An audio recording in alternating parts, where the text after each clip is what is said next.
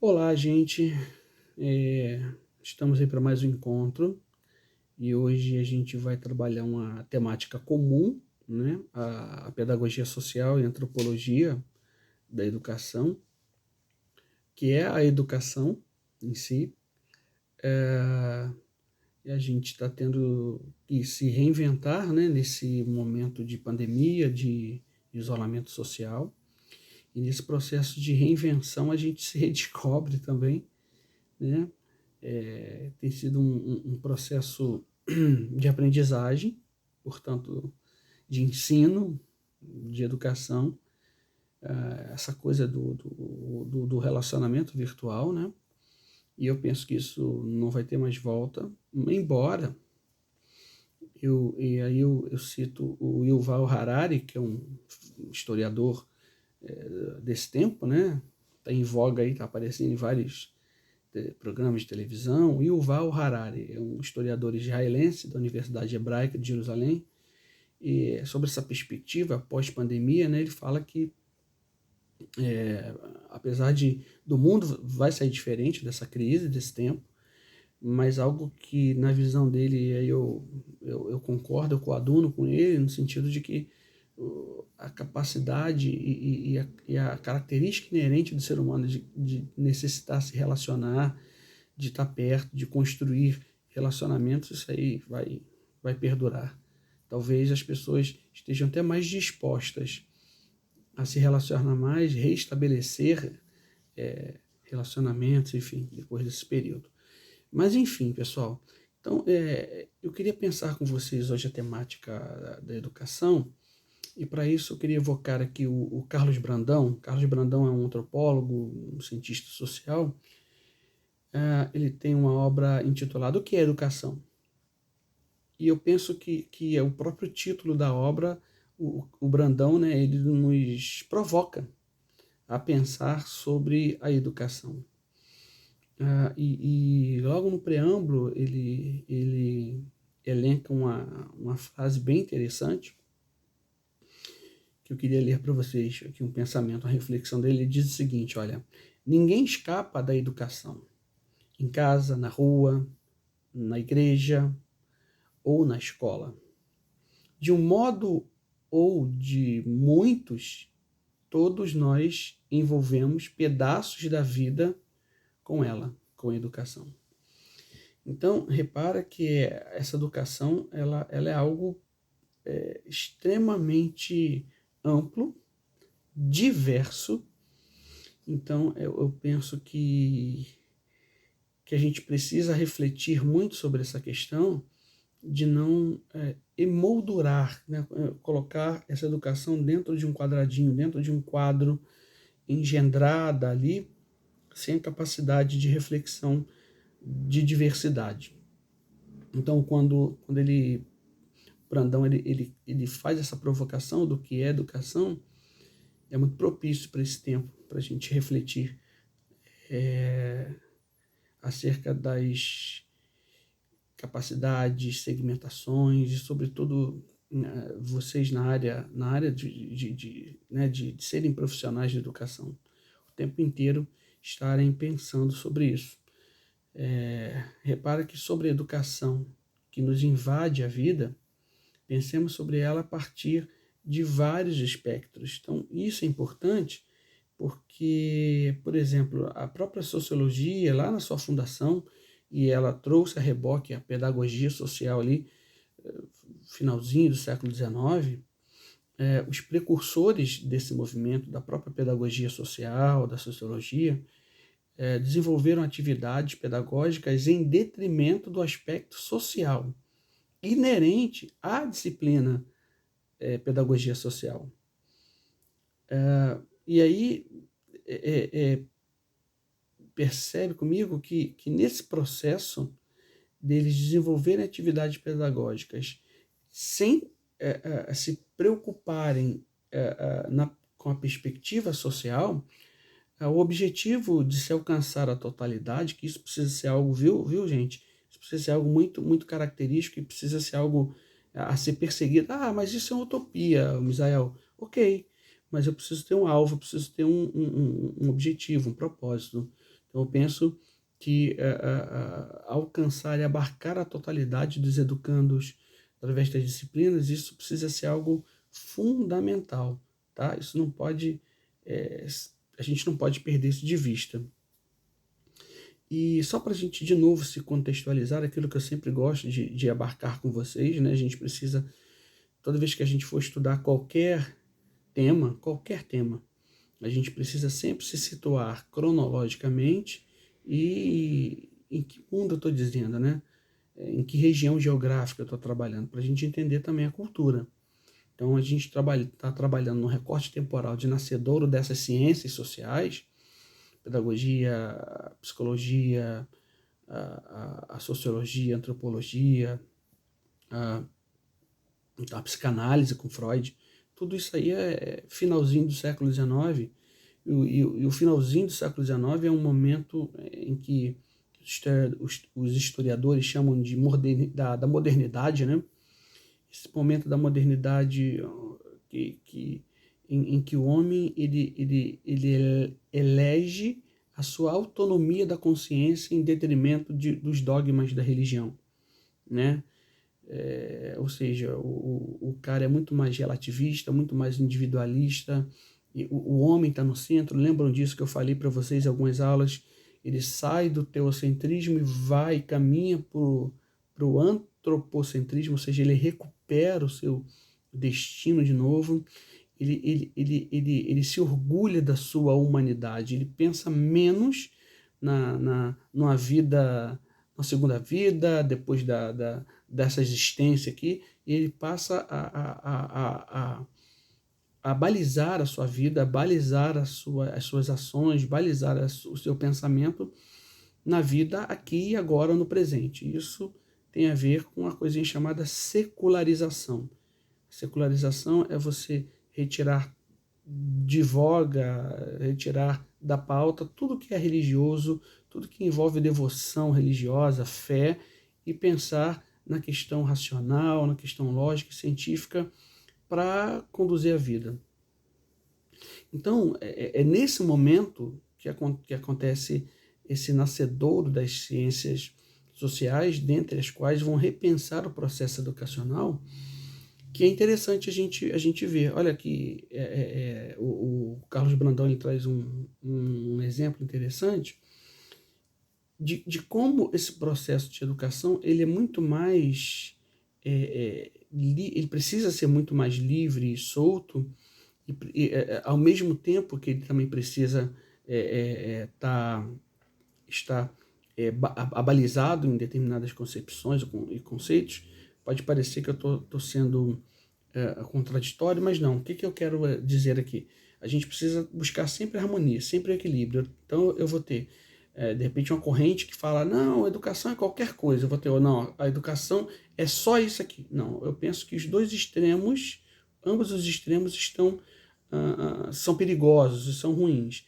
Penso que a gente precisa buscar o equilíbrio disso. Então, tem um exemplo que ele fala acerca dessa questão da educação invadir a vida da gente, do exemplo nos Estados Unidos. Há muitos anos, lá no estado da Virgínia, em Maryland, assinou-se um tratado de paz, né, os colonizadores com os índios, com as 6 nações indígenas, e ele diz o seguinte, que foram feitas promessas e símbolos, né, nesse momento de assinatura de paz. É sempre uma solenidade, é sempre uma coisa muito, muito emblemática e simbólica. Então, os brancos convidaram, né, que alguns índios pudessem participar do processo educacional dos brancos. Então, convidaram alguns índios. E a resposta dos chefes foram, olha, nós agradecemos, mas a gente se recusa porque os índios entendiam que a educação do colonizador, que contém o saber do modo de vida do colonizador e ajuda a confirmar essa aparente legalidade dos seus atos e domínios, na verdade não serve como padrão de educação para o colonizado. É só um exemplo, tá, gente?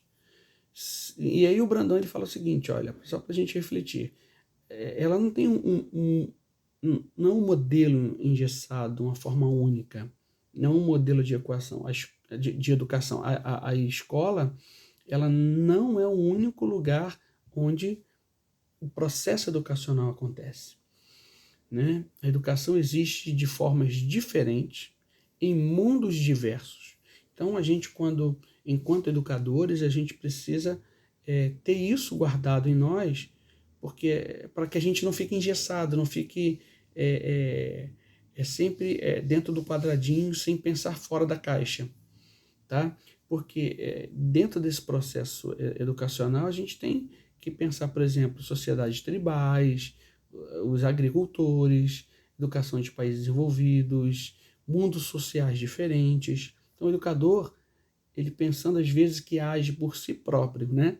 Livre e em nome de todos, na verdade, ele pode não estar exercendo seu papel de modo muito claro e objetivo, visto que o educador ele precisa estar atento, e aí onde eu penso que há essa interdisciplinaridade, né, das ciências sociais é o que me encanta, essa interdisciplinaridade, esse tangenciamento, essa coisa de que o educador precisa estar atento às diversidades. Isso tem muito a ver com a antropologia, que a antropologia é a ciência do outro, é pensar na alteridade. Lembra daquele conceito que eu falei para vocês?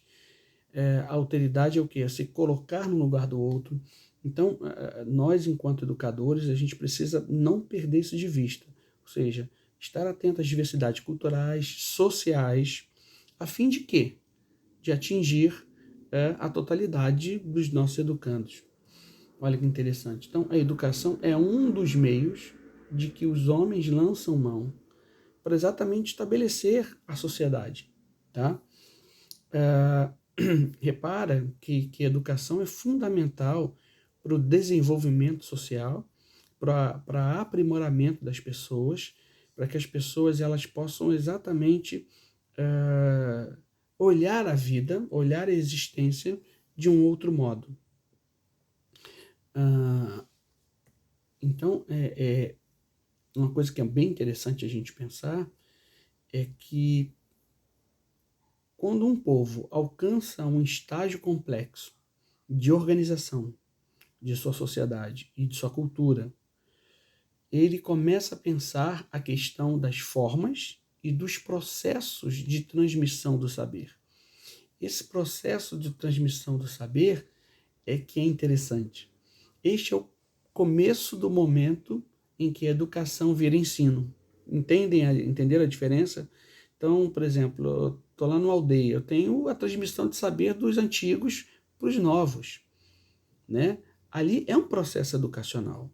Então, olha que interessante, a educação ela é muito mais holística, ela é muito mais ampla do que a gente imagina.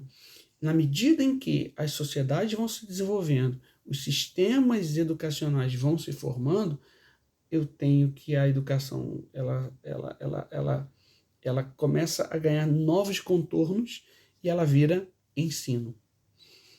Que é daí que se começa a própria pedagogia, né? No sentido de que a gente entende hoje, essa pedagogia moderna, que reduz a aldeia, a escola, e transforma todos no educador.